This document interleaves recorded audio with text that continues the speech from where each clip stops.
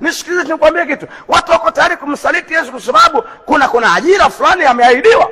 Kwa hiyo yuko tayari kufanya ubaya, yuko tayari kufanya dhambi kwa sababu ya kujaribu kuitafuta ajira. Nisikilize nikwambie kitu kimoja. Naomba uelewe hii kitu. Sikia.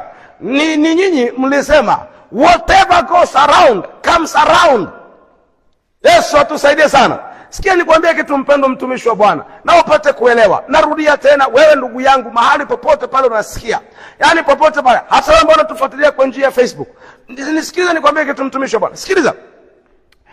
Kama unaweza kuwa tayari kumsaliti Yesu kwa sababu ya iPhone 17 Pro Max, au kwa sababu ya Google Pixel, ama kwa sababu ya Samsung S something,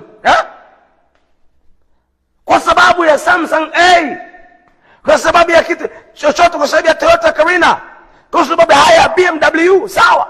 Uko tayari kumsaliti Yesu kwa kitu kilichotengenezwa kwa mikono ya mwanadamu? Uko tayari? Nisikilize. Yesu amefanya kazi kubwa sana msalabani kukununua. Amefanya kazi kubwa sana kulipa deni kwa ajili yako. Amefanya kazi kubwa sana msalabani pale.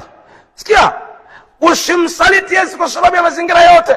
Naomba ukumbuke na ushike jambo hili. Sikiliza, chochote kilichozaliwa au kilichopatikana nje ya utukufu wa Mungu kinamalizika nje ya utukufu wa Mungu. Ngoja nirudie tena. Chochote kile kimepatikana out of the glory of Jesus, the glory of God, kile kimepatikana nje ya utukufu wa Mungu kinaishiaga nje ya utukufu wa Mungu. Ndio kilichopatikana nje ya utukufu wa Mungu kinaishia nje ya utukufu wa Mungu. Nisikilize, ndio maana jizuie sana kufanya dhambi. Narudia tena, jizuie vibaya mno, jizuie kwa nguvu zako zote kufanya ubaya, kufanya dhambi. Iepuke dhambi kuliko unaweza kuepuka ugonjwa wa corona, ama unaweza kuepuka Ebola, ama unaweza kuepuka aina yoyote ile ya maradhi.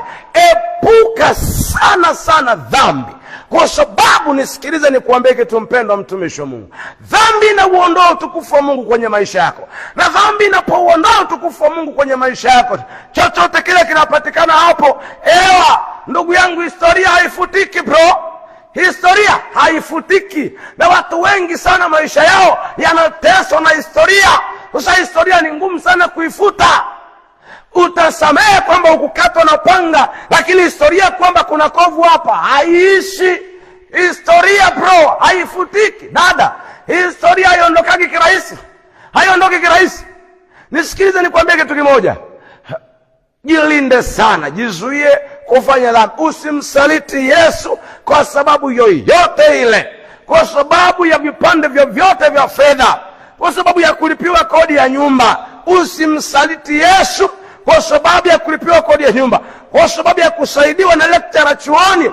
Usimsaliti Yesu kwa sababu ya msaada wa kimasomo kutoka kwa lecturer ama kwa mwanafunzi mwenzako. Usimsaliti Yesu kwa sababu ya ada unayolipiwa chuoni. Usimsaliti Yesu kwa sababu ya chakula unachokula. Usimsaliti Yesu kwa sababu ya njaa. Usiwahi kumsaliti Yesu kwa sababu una mavazi, una mafuta ya kujipaka. Nasema usimsaliti Yesu